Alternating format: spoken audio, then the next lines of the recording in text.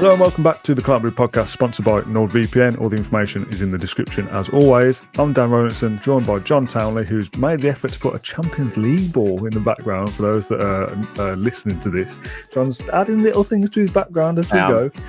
Where's that ball come from? I don't know. I've had it for years. It would have been like it doesn't say what year it is, but yeah, I like to collect the little mini balls. I've got another few down here and do some little kiki ups in my house, which my landlord wouldn't be happy about. I feel like that will come to no surprise to anybody that you just do keep-ups around the house. I feel like that is like peak John Townley for some reason.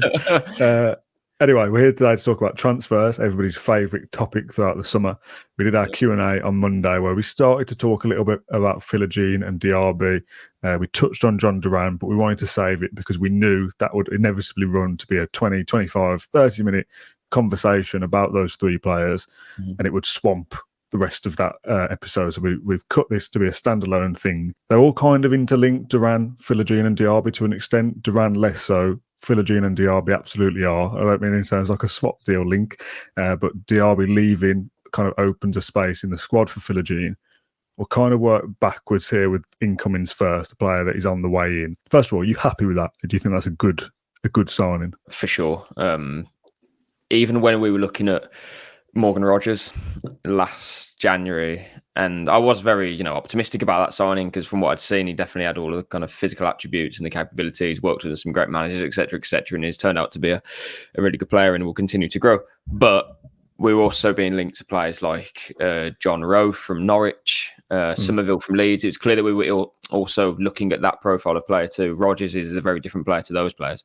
But then I was thinking, well, we had probably the better version. We had one and we let him go. Yeah, Somerville's a very good player. So maybe at the moment, Somerville is maybe higher level than Philogene. I don't know. But yeah, we let one of them go for 5 million. So I was really tempted to start writing something about Villa really dropped a real mistake here. What I did write was you can't blame Villa too much because he essentially asked to leave the club. And if he did that so late in the transfer window that there was only a few possible places he could go for a certain price, then can you really blame the club? For example, if we valued him at 15 million, should we say, well, then he couldn't go to Hull. He couldn't show what he showed last season. He couldn't have gone to almost any championship team that late in the window because it was at the end of August, I believe. Maybe even like the 1st of September that he left officially. And the Premier League club weren't going to sign him or, give him an opportunity to play as he wanted. So Villa basically had to sell him to a team that were going to play him. I don't know. I'd love to talk to Monchi about it because it's a situation where I feel like we've sold him for cheap on purpose. Not on purpose, but kind of with the feeling that we would buy him back because we have that 30% sell-on clause as well. That was, a really good piece of business because now it's only 13 million instead of the 18 that Ipswich would have bought him for. Just quickly on that really feels like that shouldn't be allowed, does it? To insert a sell-on clause that I get it. Comes back to you as well. Feels like a Chelsea loophole. No, but it is part of the deal, isn't it? It's nothing about that, but I know it feels crazy, and I don't think it's anything that's happened before because this feels like a unique situation. But again, as we'll get on to, Dan, Philogene was not coming back into a situation where he was last summer. Why would he do that? So I do feel like there'll be something that's changing. What exactly that is, obviously, one thing is very likely, but we'll see what happens with Villa's talks with Al-Ittihad, with Diaby. But no. To kind of answer your question a very long way, I'm very pleased to have Philogene back. I think I said previously, I would hate to see him flourish for another team in the Premier League or abroad because he's almost like a throwback. The things he can do on the pitch and the excitement that he can bring. If he has one poor game, you'd almost let him off because the next one he'll do something crazy. So yeah, I'm really happy to see him back. Yeah. We'll have a podcast coming, it might not be for a couple of weeks yet, but with our Hull City colleague who will tell us a little bit more about how Philogene got on last season and how he's improved as a player since he left Villa. It was never a question of lack of talent or that Villa didn't rate him or whatever. Unai, as if I know him, Unai Emery certainly wanted to keep him around. The club wanted to keep him around, but Philogene wanted to leave to play games, and that's absolutely fair enough. My initial thought to this, as I said on the Q&A on Monday, was that surely we're not in a position to offer him game time at the moment, and that's with the squad as it is right now. if Moussa Diaby is to leave this window to Saudi for X amount, that absolutely opens a spot up for Philogene, which makes you feel like, well, there must be something in the works. As I've recorded this, nothing further has happened with Diaby. Philogene won't come back with exactly the same situation as last year, knowing that he's not going to play at Villa, because why would he do that? It's likely that Diaby or somebody else is on the way out, because there has to be opportunity for Philogene to even come back in the first place. Yeah, and this is what we said only a few days ago. Villa are in talks with Al-Ittihad over Diaby. Diaby is obviously open to going there as well, and I think that would have probably been the maybe the thing to ignite this Philogene return, because I mean, every player, and firstly what I would say is I don't really like the kind of criticism of players when they're open to going to Saudi, or every player is different, and especially for Muslim players, for example, it's much easier for them to adapt to that league, or, you know, I mean, for example, and this isn't what I've just said there, but as another point, Al-Ittihad have just appointed Laurent Blanc as their manager. They've got Benzema. I think they're signing Aouar, I think that's how you say his name, from Lyon, you know, the French player. So Diaby would, if he was to be going there, you can see why. This isn't a player. I don't really care. You know, he's only going there for the money. Even if that's the case, fine. Yeah, that's kind of the point. Yeah. And again, for Villa, if he'd like to go there, okay. Put it this way, Villa wouldn't be selling Moussa Diaby for X amount of money if they didn't want to sell Diaby for that amount of money. They're not being held to ransom, or they're not being, you know, if they said to Diaby, no, you're going to stay, he'd stay and he'd continue as he was. But this is just a situation where Villa clearly see that whatever money Al-Ittihad are willing to prepare to pay for him, that for them would be useful to build their squad. I don't know if the money that Villa would be getting from this deal, if it goes through, that they've put to Onana. I don't know that for certain, but I wouldn't be surprised. Villa, if they sell Diaby, and once they buy Philogene and Onana, so if those all three of those deals are completed, then Villa will basically be about break even in terms of their summer business so far, which is about £130 million sales, £130 million spent, which is a lot of money, like both ways, you know. 20, well, when we came up, it was about 120 million that we brought in, and that felt like a huge summer. This is only a month in, so it's wow. I mean, if Duran goes as well, it's going to be more money there. Other players, it's crazy. But the kind of key point that I want to stress is Villa aren't doing this because they're this or they're that, or they're a selling club, and so it suits all parties, I think. Because if Diaby wants to go there, okay, we'll make that happen if the right price for you is met. Diaby isn't a player that I think would start in Villa's best 11, and I know that's kind of very short term looking at it, but Villa are in a position where if they were to lose a player who isn't in their best 11, they could probably replace.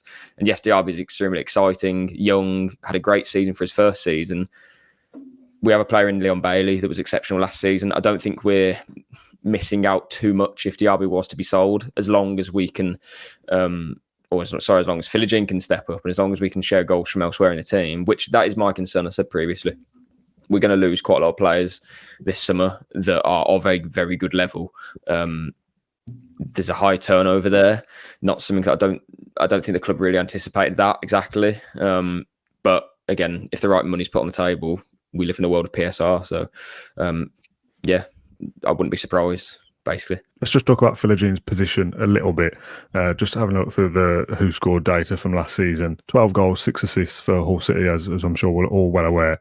Most of the games played for Hull City last season were playing on the left side. When Philogene had chances under Emery in pre-season last year, he played on the right. Where does he fit into 2025 Aston Villa? Can he play second striker?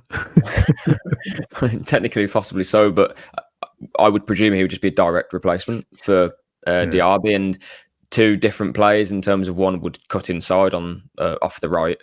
I mean, Diaby did play as a second striker, though, didn't he? His best form for Villa came when he was in that position. So I don't know if there's something in it that Morgan Rogers would suddenly become a player who can play behind the striker. Other players can do that as well. So I don't see this as kind of a like for like. Diaby goes, Philogene comes in and he plays in that position. I just don't see that. I see it more as Philogene comes in and it's an option for when Bailey gets tired or when we need to swap players around. And that I think is appealing to Philogene. He will play in the Champions League. He may not start all 8 games, but he might start maybe 1 or 2. I don't know. But he'll definitely play a part in that. But no, I don't think he'll be a direct replacement because, again, for me, I think the reason why Diaby did so well was because he was playing in that, he wasn't playing as a striker or a winger. He was playing in that kind of half space there, linking with Bailey. And he did that very well. And I almost feel like the reason why Premier League clubs were kind of reluctant to buy him previously was because for Leverkusen, he was a right winger and his link came through Frimpong. But does he have the physicality, et cetera, to kind of land in the Premier League straight away? I don't think he did. He may well go on to do that or may well have gone on to do that. But I just think Diaby he's not indispensable. I just feel like it's a deal where this could easily attract a lot of criticism, but I understand all parties in this situation. And I feel like it's a deal that if it weren't to go through for big money, then Villa would be left with a situation where they've just bought Philogene, who is now going to be like, okay, where do I stand here? Would Diaby then just be used as a second striker and not play so many games? I don't know. It just feels like a bit of a messy situation if it doesn't go through now. I feel like it's come to that point already. And although talks aren't as advanced as, they're close to striking. I mean, they could be. I mean, football changes dramatically quickly, doesn't it? But by the time this gets uploaded, yeah. I'm kind of at the point now where I'm like, well, that deal almost, I don't know, needs to happen to kind of move on. I agree with everything that you've said so far, and I'm always wary when we agree because that means that there's a viewpoint that we're not getting across that others may have. And I don't want it to appear that if there's a lot of stuff that happens at the club at the moment, on the pitch at least, with transfers and stuff, that we kind of just go, well, if the club think that's the right thing to do, we'll go with it. And again, some people will be against that thought as well. I also don't want it to appear like, oh yeah, everything that the club do is fine. Like about Louise, oh yeah, we'll get rid of Louise, doesn't matter. Oh Diaby, yeah, get rid of him. Who cares? Like there'll be some people that really don't like this transfer if and when it goes through. Yeah, I get that's absolutely fine. But again, from a business point of view, from a footballing point of view, to have turned a profit on him within 12 months, there was Saudi interest for Moussa Diaby, if you remember, before he even came to Villa. So this is something that's always been kind of rumbling away anyway. If it is an out-and-out swap, not in terms of position on the pitch, but personnel, Diaby out, Philogene in, that's a transfer swap that sees profit, 60 million out, 13 million in. You've kind of got a Nana and Philogene for Diaby from a financial point of view, and you would say that the squad is stronger for that. Regardless of position specific, the squad is better after that transfer business. The Leon Bailey form came out of the blue, really. Diaby could do exactly that. And Diaby's level was much higher than what Bailey's was in his first 2 years, for sure. So I'm very aware that this is a player that can become one of the best wingers in the Premier League, 100%. Best attackers even. But yeah, I look at it quite as a balanced situation where, well, again, if he's open to leaving, okay, I don't think Villa are in a position where they're going to turn down, I don't know, let's say £60 million. I don't know what the fee would be, but I'd imagine it would be around that mark, potentially even with add-ons. But Villa are in a position to turn down that money for a player who, as I say, I think they can achieve what they want to achieve next season without.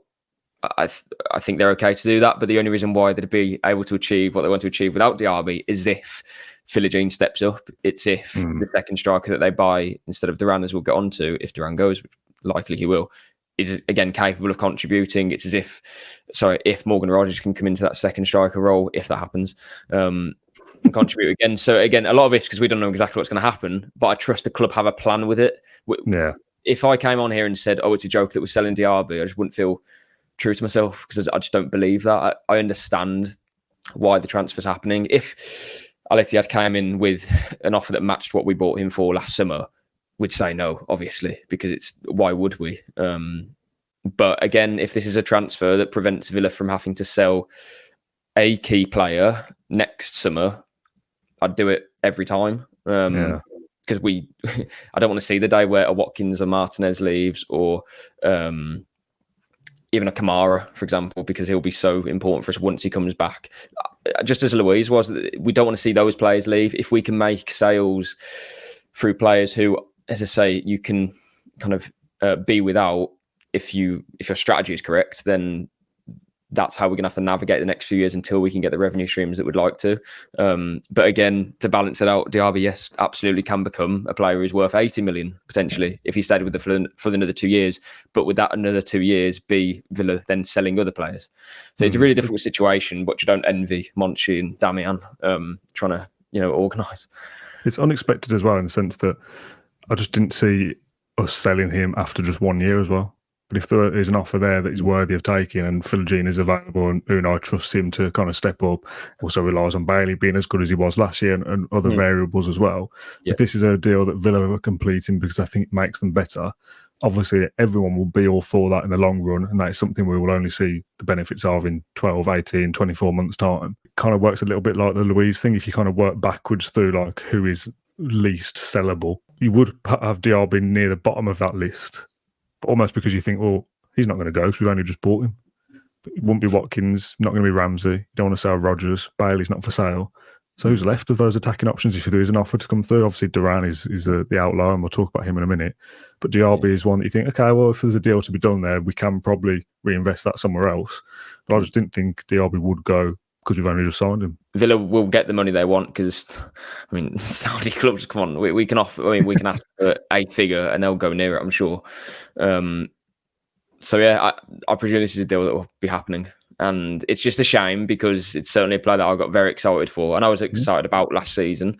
Yes, he didn't set the world alight throughout the whole campaign. When he started, it's fantastic. He had a run in a crucial period of Villa season as well, where he got an assist for Luke Dean against Luton away, which won the game, and got an assist for Zaniolo West Ham away. So again, these things need to be accounted for next season, and the player will have to step up to do the same. And that is an issue for me at the moment. Of we're going to have to replace those goals. We're going to have to replace those moments and those impacts. Every little helps, right? I forgot what supermarket has that saying now. Tesco. It's just a shame. It's just I don't think anyone expected it to be just a year of Moussa Diaby, but yeah, if Villa get the money that they want, that's how football works. Let's talk about Duran, one that seems less further along the line, but again, who knows?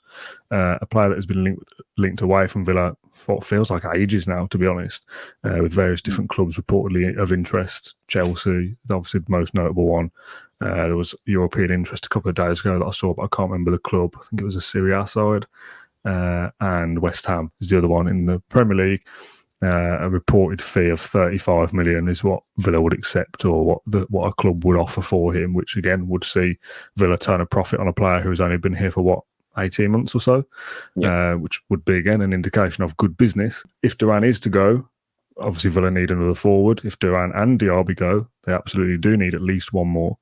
Before we get into the specifics of Diaby going and who would replace him, when we spoke on the Q&A on Monday, we had a bit of a back and forth about whether if Diaby leaves and Duran leaves and we sign a forward and Philogene, is that enough? Or do we need one more to replace Diaby as well?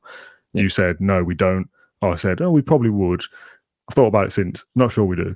But I put a Twitter poll out before we started and let it run for an hour, saying that if Villa sell Diaby and sign Philogene, do they still need another forward? Duran is a straight swap for somebody else.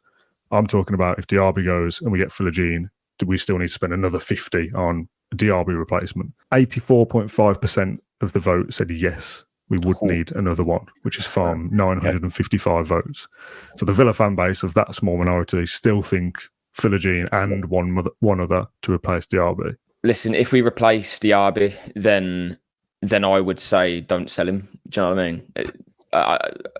I wouldn't understand that situation. If we sold Diaby for 60, but then we bought a replacement of his for say 45, I just wouldn't understand that. If we kind of mix and match all of the kind of the forward things here, right? So if Duran goes and Diaby goes, that's going to be let's say give or take 90 million as a ballpark figure. It's good business, by the way. Yeah, I'd rather see us invest that. I don't know. It's really difficult. You could argue we already have. I wouldn't sell Diaby if we then replace him for a player that's the same price. Because he's what we want and what we need. He's had a very good first season. He's already had a year to adapt. He's fine. He's doing well. Yes, if he's open to go, then okay, sell him. But don't sell him if you're then just going to replace him for a big money player. I understand the Philogene concept because you're buying a younger player who can grow. You've made money. We live in a world of PSR. If that prevents us from selling someone big next summer, absolutely get it.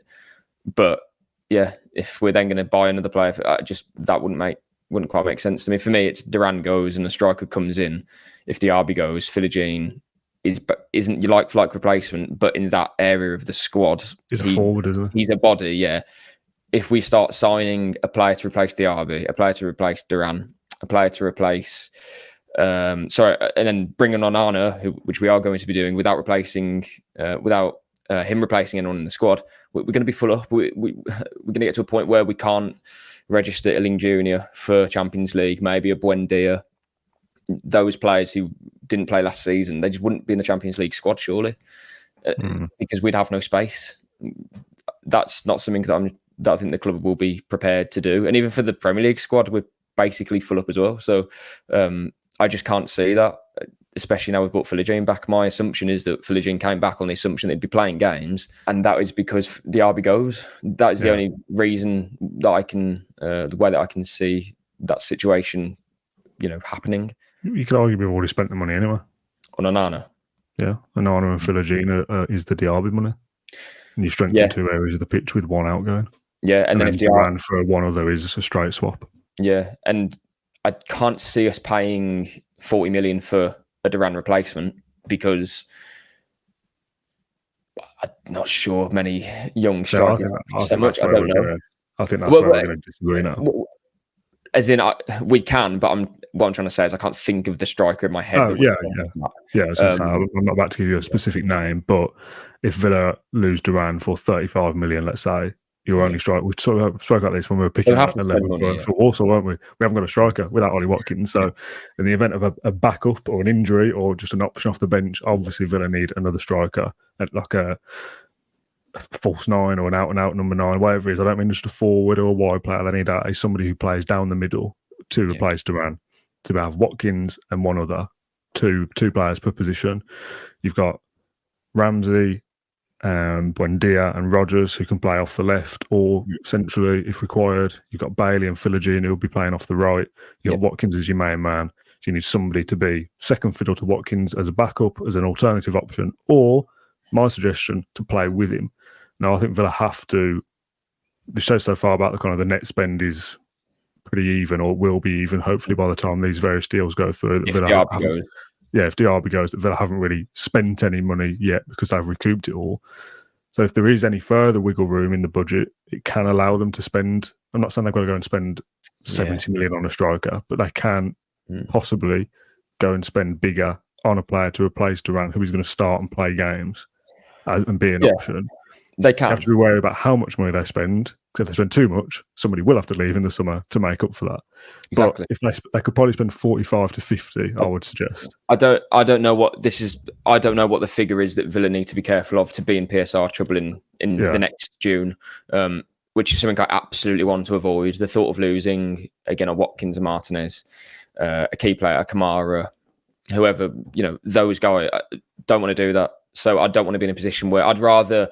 You'd rather spend within your means on a forward. And I'd much rather kind of rail in the spending on a player who would have replaced Diaby.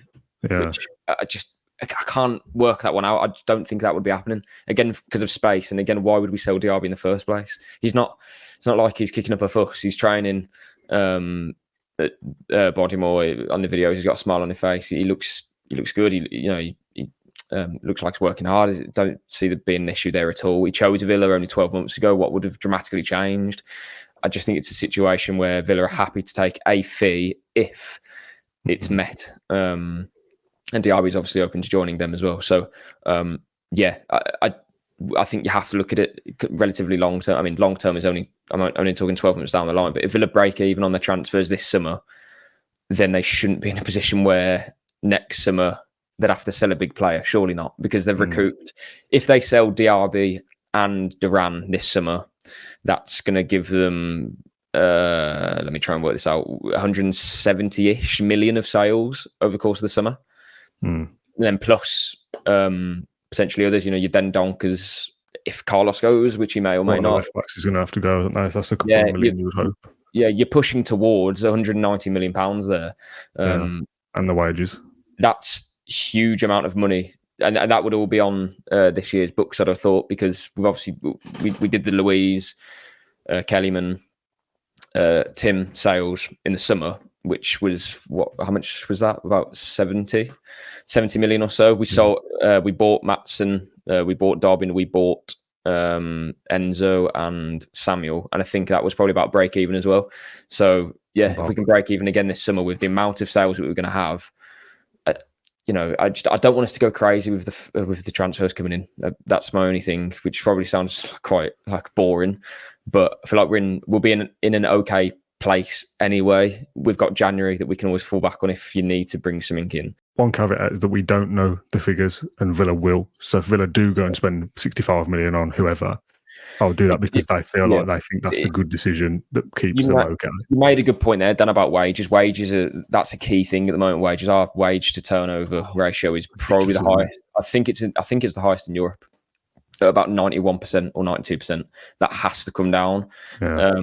So again, if we're signing players for huge money and similar wages, nothing changes there. If you sell Diaby and then swap them with Philogene, Christ, there's a huge difference there. That might knock a couple of percentage off, or maybe possibly more, of that wage to turnover ratio. So we have to play within our means. That we can't just. If we were to sell Diaby for 50 million and buy a replacement for 50 million when the squad's already full and we need to be making money, and I know you can amortize, etc. But again, we need to bring down wages. We want to have a good balance sheet. We don't want to be in a position next year where we have to then sell someone big. Again, they know the figures better than us, but I just trust that that's a plan, and we're not just selling players and bringing them in and selling players and bringing them in. That isn't what I think we'd want to be doing anyway.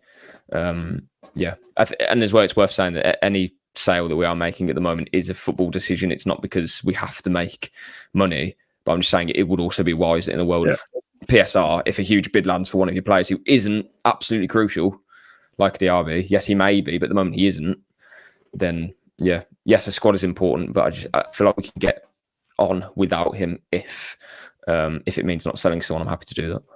What do you feel about Duran? 35 million. Would you be happy with that?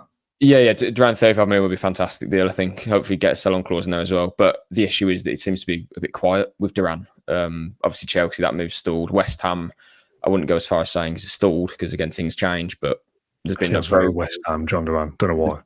There's been no progress since, a week or two ago. So, yeah, that's what... I mean, it's just coming back from the Copa America, isn't it? I think you'll start to hear more in the next couple of days when his agent starts out and about again. That might be because it's all gone quiet. We'll see. A player that Villa obviously want to sell now.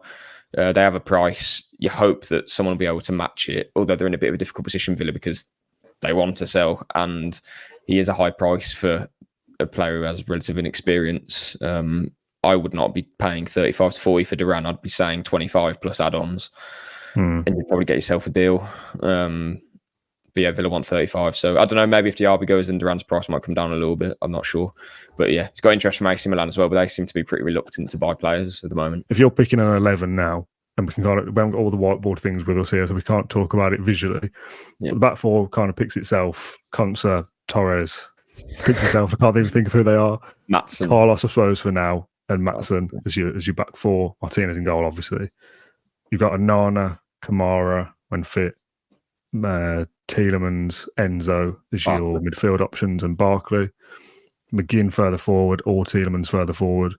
Philogene and Bailey on the right.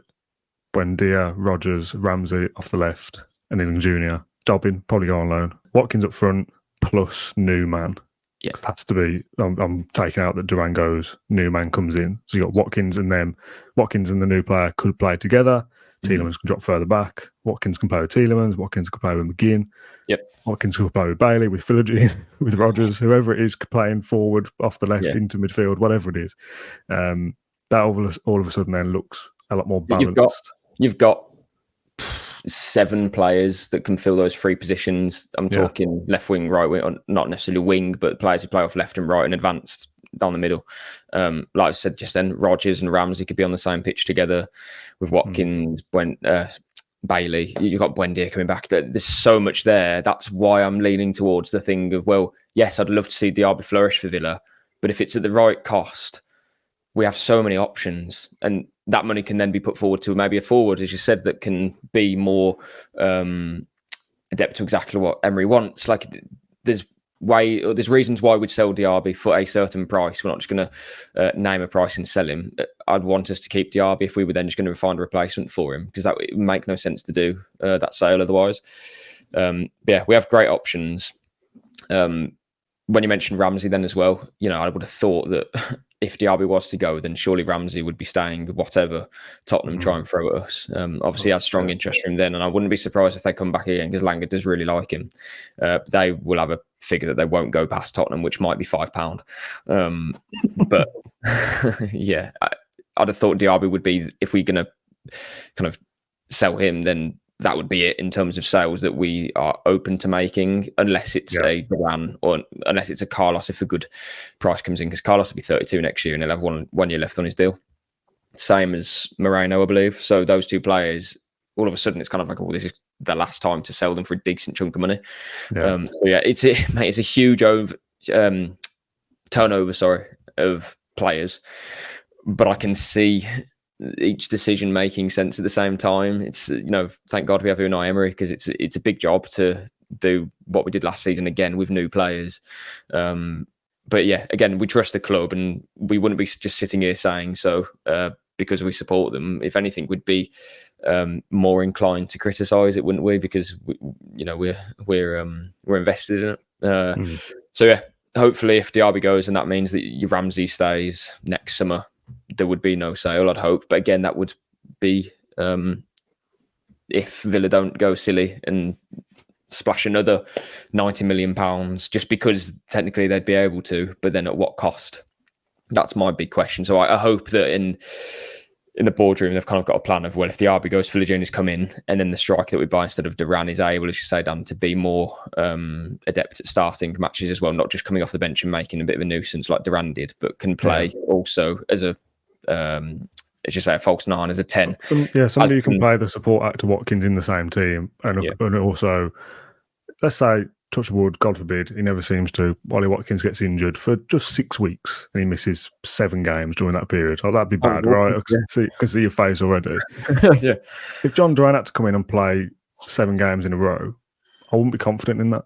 Whereas I would like this kind of hybrid number 9, number 10 player that we signed that will be playing with Watkins.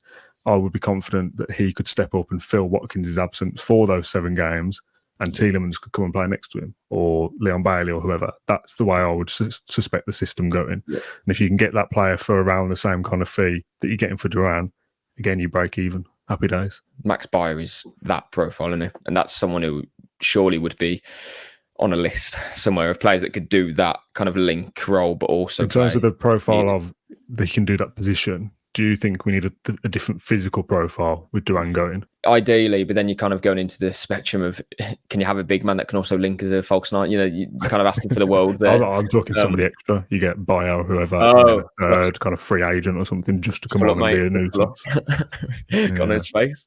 I think Bayer is a good profile, not a player who would necessarily hold the ball up and pin players in and win fouls, but can do it in a different way, can run in behind like Watkins, has got the physical elements to make an impact. I don't know. It's just it's an interesting one. Like, even as you mentioned, then we have lots of options. You could even play Philogene on the right and then play Bailey maybe tucked inside. And he could do that role, though I do like Bailey coming in off the left, because it seems to be that whenever he gets the ball, he just beats his man, and then we're in. We've taken a player out of the game, so it's almost like a cheat code when Bailey hugs the touchline. That's something Philogene could do as well, granted. But we'll see what happens. It's just it's all very exciting, isn't it? It's interesting. I think it's exciting, but I'm very cautious with it as well. I'm quite a lot of trepidation with it because, as I say, Diaby isn't a player that I want to see leave Villa. I get it, and I'd be surprised if he didn't now. Put it that way, because we've.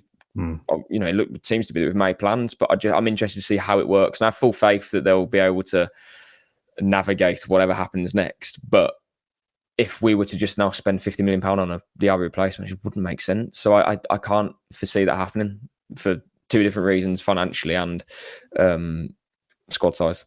So yeah, there's 2 in, 2 out, isn't it? It's Diaby and Duran out, and it's Philogene and 1 other in. That would surely make the most sense, yeah. And then, as we said, from a financial point of view, with the wiggle room that they've bought in good money, that money helps go and pay towards Onana as well. And you've strengthened 2 areas of the pitch with, you've got 3 incomings for the price of 2 outgoings. Yeah, if it was an ideal world, if we were playing Football Manager or whatever, I would spend big on a centre back. Although I've just said I don't want to spend big. If we were to get, if you get 90 million for Duran and Diaby, you are going to have wiggle room to make an addition. I'd love us to see us buy a centre back that is of top level again. I mean, Carlos, I think he's done well, but as I said, he's going to be 32 next year, and footballers don't, all of a sudden come off a cliff when they're 32 or turn 30. I know that's kind of like a preconception, but he's also got a year left on his deal next year as well. So that is a position where I want to see us improve. Kind of a, it's going to be a problem position, isn't it? At some point where it has to be sorted. If it's not this summer, it will have to be done next year. So if you can do it now. It's a problem there. And I know people probably screaming at the TV, buy right back because Konsa, but Emery wants to play the three at the back. And that's why I said Geertruida last summer, because that's a player who could do the right back / centre back thing and then put Konsa centre back. So that is an option if they were to do that. If they did, I would take absolute credit for it, full credit. But the obvious thing would just to be buying another centre back, because elsewhere I think we're okay. The Diaby thing is, we've kept saying for about 40 minutes. A bit cautious about it because we are losing a player who was clearly making an impact last season, but I trust the club that they'll be able to kind of move on without him. Okay, well, that's this episode done then. The kind of transfer state of play for Aston Villa so far as things stand for us on Tuesday afternoon. I just know for a fact something will happen between recording and uploading, so I'll try and get it out as quick as I can. Jhon, thanks for joining us as always. Thanks everyone for watching or listening. We'll be back soon with something different in a few days. Thanks everyone for watching or listening to this episode, and we'll see you then.